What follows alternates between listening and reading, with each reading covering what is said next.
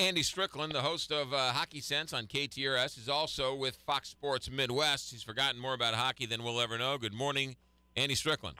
Big Mac, always good to talk to you. Tonight, Hockey Sense at O.B. Clark starts at 7. The game starts at 8:30, so it's a great way to get some inside info from you guys before the game.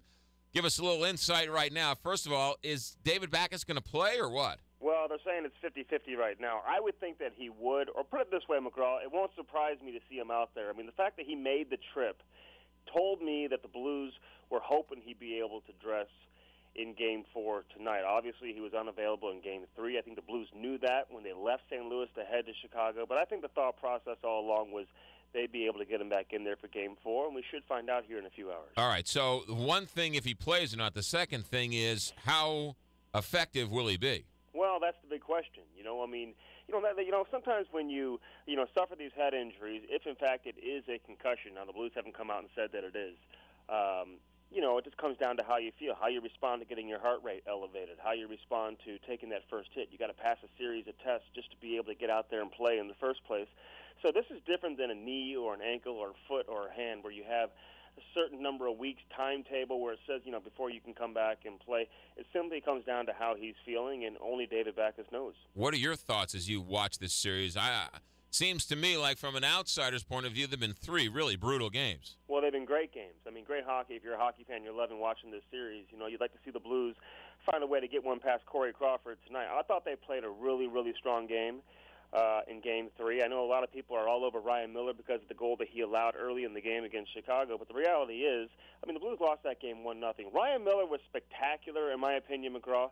And the bottom line is, we all know if you don't score, you can't win. The Blues got to find a way to solve Corey Crawford, and hopefully they can do that tonight. Their power play hasn't been very good as of late, but they need a couple of guys to really step up, including T.J. Oshie and Alex Steen. These 2 guys are counted on offensively, and they got to find a way to score. Is Oshie still suffering the effects of that hit late in the season? I would think 2 games in this series and hasn't looked like his regular usual self. So you would think that he's only going to get better as the series progresses.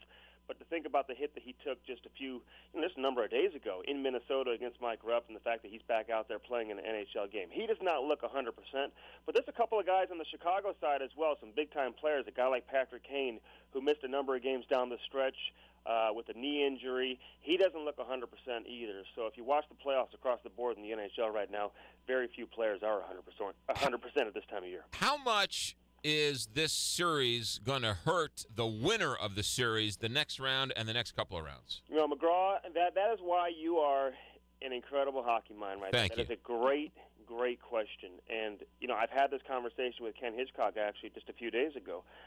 How is the team who wins this series going to be able to move on and play in round 2? It's not just the physical nature, but it's the emotional nature of this series, the mental challenge that both teams are facing going up against one another. The Blues are one of the heaviest teams right now in the league in terms of hits. Chicago is last in the playoffs right now in hits, but it's been a very physical game.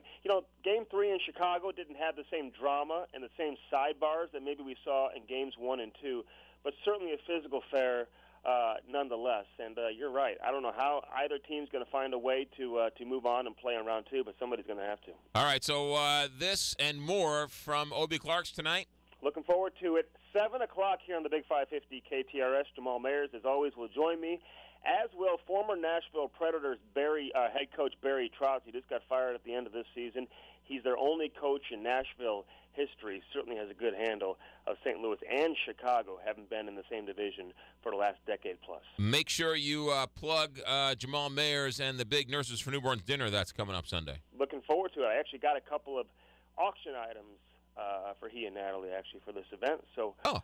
I know he'll be... Wait a minute. Jamal Mayers asked you to get some auction items? Well, he got them. I have to pick them up for him because he's been out of town. Okay, gotcha. All right, good. All right. And I'm not his gopher. Don't look at it that way. He's out of town. I'm already going to be down at the Scott trade, so I just have to... Gotcha. Certainly understandable. All right, Yes. 7 o'clock, Hockey Sense, O.B. Clark's. If you can't head over to O.B. Clark's, listen on the radio. Thanks, Andy. How about that 8:30 start time, McGraw, by the way? Nothing. Why not start it at 10 or 11 o'clock? Well, talk to Gary Bettman. I have no control over that. All right, we'll see you later. Andy Strickland, ladies and gentlemen. He's a good friend for many, many years and a great hockey guy, Fox Sports Midwest. And Wednesday nights on the Big 550, KTRS, it's 9 o'clock.